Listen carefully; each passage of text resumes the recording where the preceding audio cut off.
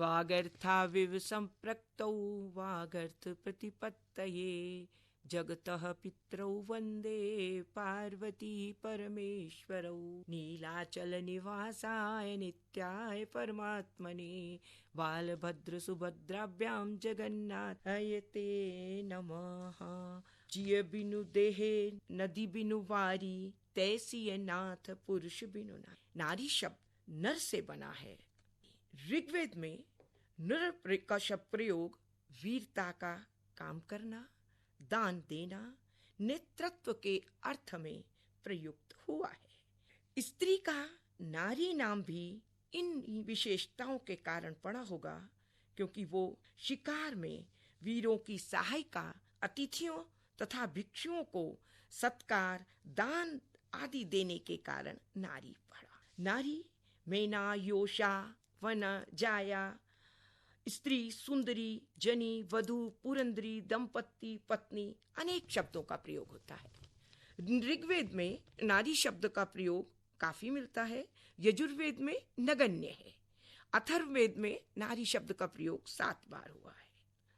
नृत्व नरत्व जाति विशिष्टा स्त्री नारी मानी गई है।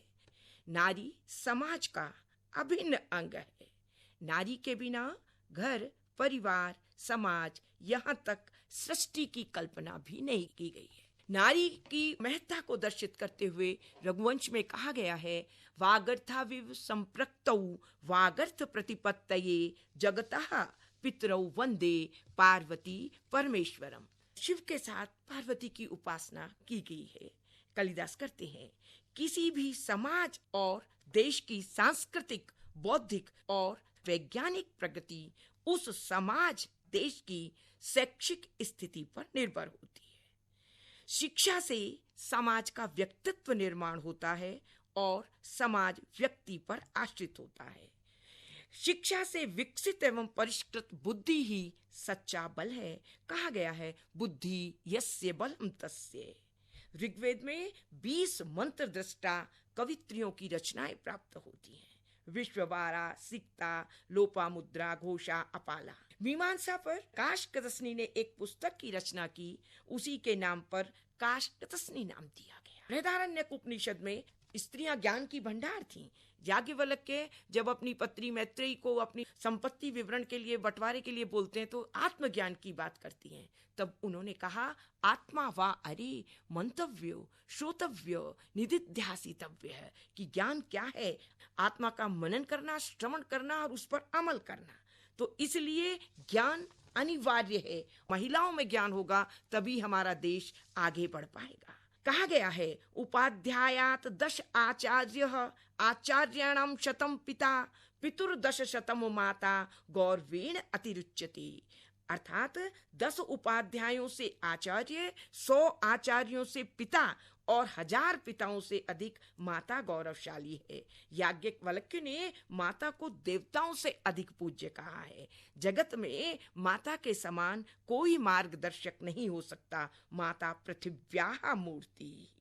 द्वारम किमेकम नरकस्य नारी जैसे शब्द कह देने वाले शंकराचार्य भी माता की मृत्यु के अवसर पर स्वयं उपस्थित होकर सन्यासी द्वारा निषिद्ध होने पर भी उनका अंतिम संस्कार करते हैं। माता की इतनी महत्ता हमारे दार्शनिक ग्रंथों में, साहित्यिक दर्शनों में दर्शाई गई है।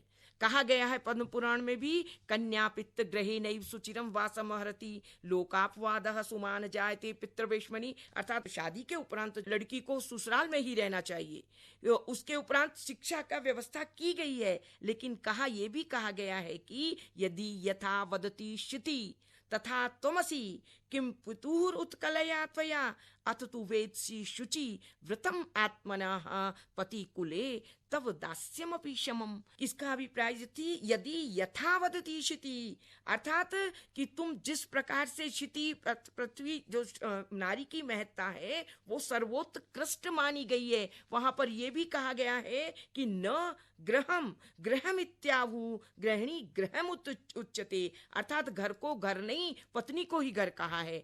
स्त्रियां क्या है? वो घर की लक्ष्मी होती है। अर्थात घर का सौंदर्य, सौभाग्य वो ही है। जो व्यक्ति उन्नति और सौभाग्य की कामना करते हैं उन्हें स्त्रियों का सम्मान करना चाहिए। जन्मना जायते शूद्रः संस्कारात् द्विज उच्यते विद्यया याति विप्रत्वम त्रिभिः श्रोत्रिय उच्यते। शिक्षा से विकसित एवं परिष्कृत बुद्धि ही सच्चा बल है। बुद्धि यस्य बलम तस्य। वेद समस्त मानव जाति का पथ प्रदर्शन करने वाले ऐसे प्रमुख ग्रंथ हैं जिनमें मानव जाति के धर्म पथ का प्रदर्शन किया गया है। वेदो अखिलो धर्म मूलम। कालिदास ने महाकाव्य, नाटक, अभिज्ञान शाकुंतल, मालती, माधव, उत्तर रामचरित की भी रचना की है। उन्होंने नारी जीवन की सार्थकता, मातृत्व मानी। कर्ण शकुंतला को विदा करते समय कहते हैं, द्वारम पम एकम नरकस्य नारी जैसे शब्द, तुम पवित्र पुत्र को उत्पन्न करके पिता के द्वारा जो विरह से उत्पन्न दुख को भूल जाओगी। शाकुंतल में कण्व शकुंतला को विदा करते समय दिए गए उपदेश में कहते हैं, भर्तु विकृतापि रोषणतया मास्म प्रतीपम गमः। जो स्त्री मन, वचन और देह से कभी व्यभिचार नहीं करती, पति के साथ वो स्वर्ग में निवास करने वाली साध्वी स्त्री होती है। जिस प्रकार के अरुंधति ने पतिलोक को पाया, पतिम याना विचरती मनोवाग देह संयता सा भर्तृलोकान आपनोति सद्भी साध्वी इति उच्यते। कहा गया है कि जिस प्रकार एक नारी सत आचरण से युक्त होकर, संस्कारवान होकर अपने कुल को, अपने समाज को आगे ले जा सकती है, शिक्षित क्षेत्र में जाकर के वो देश का विकास कर सकती है, वही एक राष्ट्र को सफल बना सकती है। क्योंकि नर और नारी आज समान रूप से हैं। एक नारी ऐसी है जो जिस प्रकार से देश को शिक्षित करके आने वाली संतानों को सत विचारों का, सत संस्कारों का, अच्छे मार्ग पर ले जाने का जो सुशिक्षित कर सकती है, जो संस्कारित कर सकती है, जिससे कि एक देश आगे बढ़ने में, एक देश के विकास में उस नारी का महान योगदान होगा। आज के समय में आवश्यकता है नारियों को समान रूप से शिक्षा देने की। वृक्ष कटिंग में कहा गया है, स्त्रियो ही नाम खलु एतः निसर्गादेव पंडितः पुरुषाणाम तु पांडित्यम शास्त्रैरेव उपजायते। अर्थात स्त्रियां जो थीं वो प्राचीन समय में भी केवल एक ज्ञान नहीं, प्रत्येक कलाओं का ज्ञान रखने वाली होती थीं। ललित कलाओं का ज्ञान रखने वाली वासव दत्ता के द्वारा मृच्छ कटिंग में बताया गया है कि शूद्रक ने कहा है, वासव दत्ता द्वारा घोषवती वीणा का वादन, चित्रकला का ज्ञान इस बात का प्रमाण है कि संस्कृत का साहित्य में नारी का सांस्कृतिक रूप समाज की मर्यादा में अत्यंत समृद्ध था। रघुवंश में भी कहा गया है, गृहिणी सचिवः सखीमितः प्रिय शिष्या ललिते कला विदौ करुणा विमुखेन मृत्युना हर्ता त्वं वद किम न मे हर्तम। ये रघुवंश के 8वें सर्ग में मिलता है। मनु स्मृति में भी कहा गया है, यत्र नार्यस्तु पूज्यन्ते रमन्ते तत्र देवताः। नारी और नर दोनों समान रूप में हैं। जगत के विकास में नारी की भूमिका अत्यंत महत्वपूर्ण है।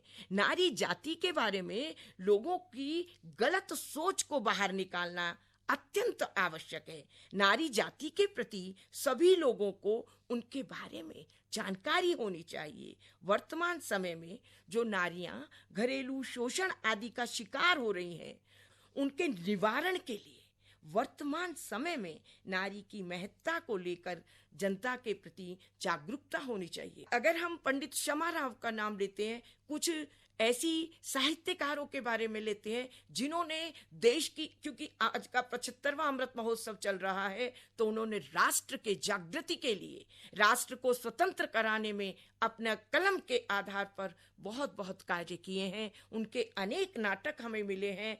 शौनकारिका में कहा गया है, दर्पणः पूर्ण कलशः कन्या सुमनसो अक्षताः दीपमाला ध्वजालाजः संप्रोक्ताश्च अष्टमंगलम। कन्या है।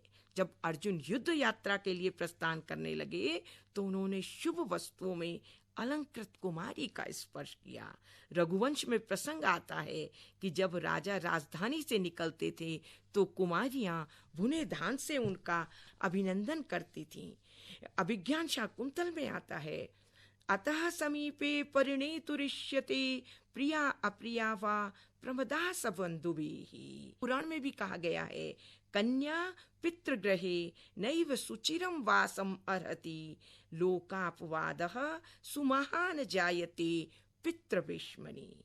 यदि यथा वदति क्षितिः पस्तथा त्वमवसि किं पितुरुत्कलया त्वया, अथ तु वेतसि शुचि व्रतम आत्मनः पतिकुले तव दास्यामि क्षमम्। नारी और पुरुष एक दूसरे के पूरक हैं, प्रतिद्वंदी नहीं। असर्वो हि तावत भवति यावत जायाम न विन्दति। नारी ने अपने व्यक्तित्व से समाज में आद्य शक्ति के रूप में जीवित रखा है। स्त्रियो ही नाम खलु एताः निसर्गादेव पंडिताः, पुरुषाणां तु पांडित्यं शास्त्रैव उपजायते। नमो देव्यै महादेव्यै शिवायै सततं नमः। नमः प्रकृत्यै भद्रायै नियताः प्रणतः स्मताम्। गृहिणी सचिवाः सखी मिथः प्रिय शिष्या ललिते कलाविदौ, करुणा विमुखेन मृत्युना हर्ता त्वां वद किं न।